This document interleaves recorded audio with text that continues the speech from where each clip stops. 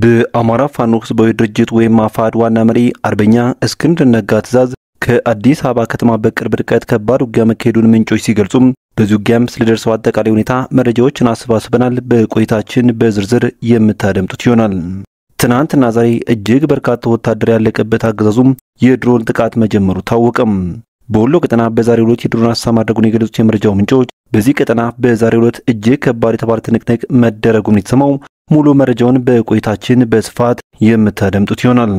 በሌላ በኩል በወሎ የተጀመረው ዘመቻ በጎጃምና በጎንደርም ሊጀመር እንደሆነ ሲነገር በዚህ ዙሪያም ከጎንደር የተሰረን አስደንጋጭ መረጃ አለ።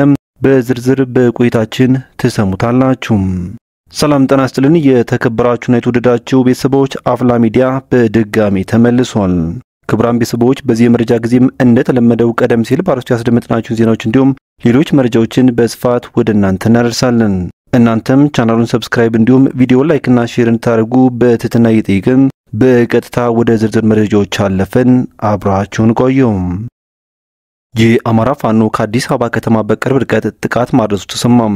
ሸዋ ጠቅላይ ግዛት እዝ የሙሐመድ ቢሆነኝ ኮር አካል የሆነው የስቴጎማ ተራራ ክፍለ ጦር አንጾኪያ ገምዛ ወረዳ መስከረም 14 ቀን 2018 ዓ.ም በአምስት አቅጣጫ የተንቀሳቀሰውን ያገዘውን ጦር መክቶና ደቁሶም ወደ መጣበት በሽፈት መልሶታል ሲሉም የመረጃ ምንጮች ገልጸዋል። ልዩ ስማቸው መቅደሳና 44ቱ በተባሉ ቦታዎች ነበልባሎቹ የበገሬ ሻለቃ ያያሌው መክት ሻለቃ ፋኖች እስከ አፍንጫ የታጠቀውን ያገዘውን ጦር ገጥመው ያለምን መስዋዕትነትና ጥበብ በተሞላበት የውጊያ ስልት ከፍተኛ ድል አስመዝግበዋል የተባለው።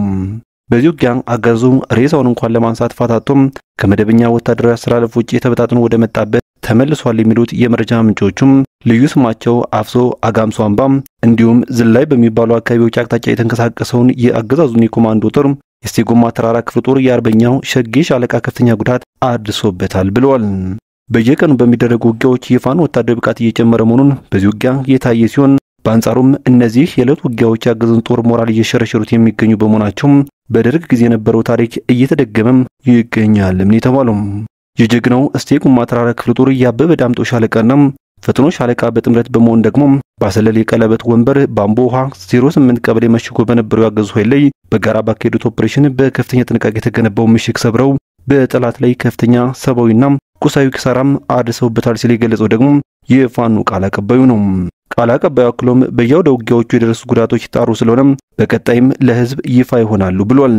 የአፋድ ወሎ ቤት አማራ ጠቅላይ ግዛት እዝ የቤት አማራ ኮር አካል የሆነው የጀግናው የጽናት ክፍለ ጦር 3ኛ ሻለቃ መስከረም 9 2018 ዓ.ም ከምሽቱ 4 ሰዓት በደላንታ ወረዳ የፀሐይ መውጫ ከተማን ተቆጣጥሮ ማድረው እንዲሁ ተመላክቷል። የአፋድ ወሎ ቤት አማራ ጠቅላይ ግዛት እዝ በቀጠናው እያደረገ ያለውን እንቅስቃሴ በአዲስ መንፈስ እያሰፋና እያጠናከረ ሲሆን በቀጣይም ዝርዝር መረጃዎች ለህዝብ ይፋ ይደረጋሉ ሲል የገለጸው ደግሞ አርበኛም እስክንድር ነጋ ነው።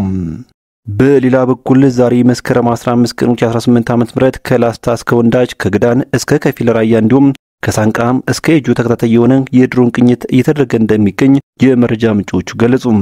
የመረጃ ምንጮች አክለውም በቀጠናው የምትገኙ የህብረተሰብ ክፍሎች አስፈላጊውን ጥንቃቄ እንድታደርጉ ሲሉ ነው መልእክታቸውን ያስተላለፉትም። ይህ በእንዲህ እንዳለ የአማራ ፋኖ ብሔራዊ ኃይል ምስራቅ አማራ ቀጠና ሚኒሊክ ዕዝ ትናንት መስከረም 14 ቀን 2018 ዓ.ም ከነጋስ ጀምሮ ባወጀው ዘመቻም አርበኛም አደም አሊ ወይም አባናዶም በትናንትናው ዕለት ብቻም ትልቅ ድሎችን ተጎናጽፏል።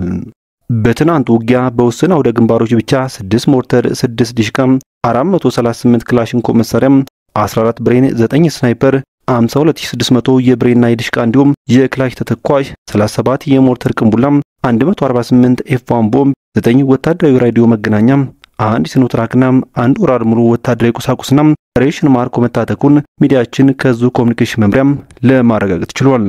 ከዚህ በተጨማሪም በውጊያው 471 ወታደሮች ሲገደሉ 175 ወታደሮች ደግሞ ተማርከዋል ሲል ያስታወቀው እዙም ከነዚህ መካከል 126 ቆስለው የተማረኩ ናቸው ብሏል። ዛሬ ደግሞ በሰሜን ወሎ ዞን የግዳን ወረዳ መቀመጫ የሆነችውን ሙጃ ከተማን ጨምሮ የላስታ ወረዳ ብልባላ ከተማ የጋዞ ወረዳ መቀመጫ የሆነችውን እስታይሽ ከተማና ሐሙሲት አሁን ተገኘ ቀብሮ ሜዳም ደቦት ድልብንና ሌሎች ከተሞችን ከብልጽግናው አገዛዝ ነጻ አድርጎ ተቆጣጥሯል ሲሉም ምንጮች ገልጸዋል። ክቡራን ቤተሰቦች መረጃችን ሲቀጥል የአብይ አህመድ ስርዓት የአማራ ህዝብ ከኢትዮጵያ ምድር ለማጥፋት ትናንታችንን በተረት ተረት ዛሬያችንን በጦርነት ነጋችን ደግሞ በባርነት ለመደምደም እየታተረ ይገኛል ሲል አርበኛ ሄኖክ አዲስ የተናገረም። ምንም እንኳን ጦርነት ህዝባችን የማይፈልገው ጉዳይ ቢሆንም የፋሽስቱ ስርዓት የሰጠና አማራጭ ግን ሁለት ብቻ ነው የሚለው አርበኛው፣ እሱም ለነጻነት መስዋዕትን ወይም ባርነትን ነው ብሏል። ከባርነትና ከነጻነት አንዱን እንድንመርጥ ስለተገደድን ለነጻነታችን በክብር መቆምን ወይም በክብር መስዋዕትነት መቀበልን ምርጫችን አድርገናል ሲልም አክሏል። በዛሬው ዕለት የምስራቅ አማራው ቀጠና የአፋባ ምኒልክ ሰራዊት ጀብዱም በባርነት ከመሞት ይልቅ ለነጻነት በክብር መስዋዕት በመረጠው ሰራዊታችን የተገኘ አስገራሚ የውጊያ ድል ነው ያለ ሲሆን የምኒልክ ዕዝ የጦርነት ጠበብቶቹ ለነጻነት ሲል ለተሰዋው በጀግናው በአርበኛ አደማሊ ወይም አባናደው ስም የጀመሩት ዘመቻ የቁጭትና ያልበገር ባይነት ማሳያ ሲሆን ለነጻነቱ የሚታገለውን የሰራዊታችንን የማድረግ አቅምም ያሳዩበት ነው ብሏል። ክቡራን ቤተሰቦች ከአፍላ ሚዲያ ለሰዓቱ የነበሩን መረጃዎች እነኝን ይመስሉ ነበር። በቀጣይ በሌሎች ዜናዎች እንዲሁም ጥቆማ እስከምንገናኝ በያላችሁበት የዓለም ጥግ በቸር ቆዩኝ።